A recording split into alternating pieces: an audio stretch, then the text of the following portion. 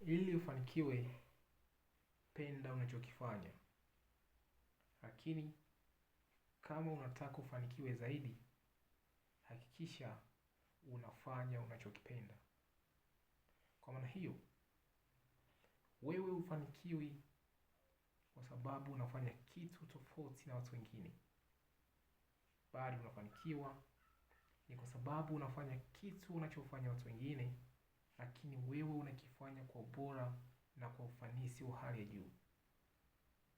Lakini ili uweze kufanya kazi yako kwa ubora na kwa ufanisi wa hali ya juu, unapaswa upende unachokifanya au ufanye unachokipenda.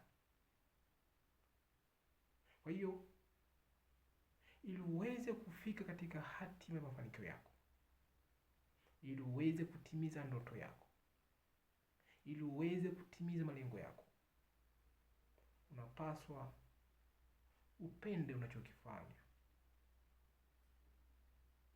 au unapaswa ufanye unachokipenda, kwa sababu itakusaidia wewe kuweza kufanya kazi yako kwa ubora na kwa ufanisi wa hali ya juu.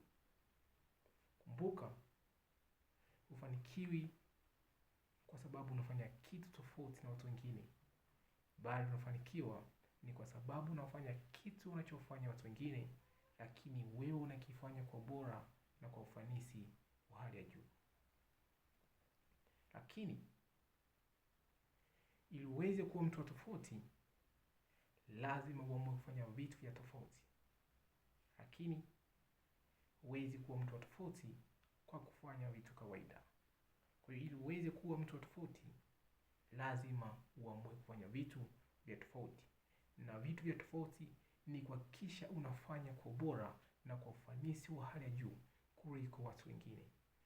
Bila kusahau, mafanikio yako ndiyo furaha yangu. Asanteni sana kunisikiliza, na Mungu awabariki.